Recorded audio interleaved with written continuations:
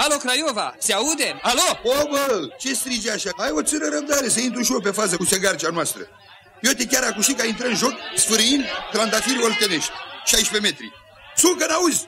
Nu pune mâna că faci henț. Și zictează să ta veta o lovitură de pedeapsă cu mătura rendită mai ridici din care eu, auzi. Unde rămăsăi? A, da, la trandafiri. Gazdele, nașul Pantelică, țațaveta, schimbă tactica, schimbă și farfuriile, schimbă și vinul. Au dat-o pe Zaibăr, știi? Formidabil, fraților! Fanea lui Jumulitu sântește din colțul din dreapta al Messi, face o cursă de unul singur, preia furculița de la Fran Sogore, se lansează în atac paripa dreapta curcanului, sucă, fugi de acolo, vezi că ești în offside. Mulțumesc, Craiova! Auzi, Ghițulescule, ia fi atent! O dădurăm și noi, tot pe periniță. S-aude? Mai tare, mă!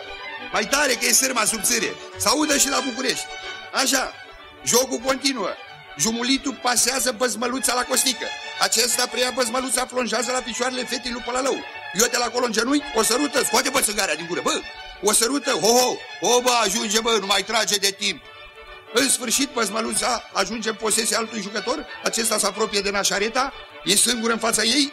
Ratează, stimați ascultători, ratează de la mai puțin de un metru ocazia de a o sărăta, deoarece bărbasul, nașul Pantelică, fluieră sfârșitul jocului, anunțând repriza a doua. Nu zici nimic, bă, ăsta mic. Ia, 1, 2 și... Hai, băi!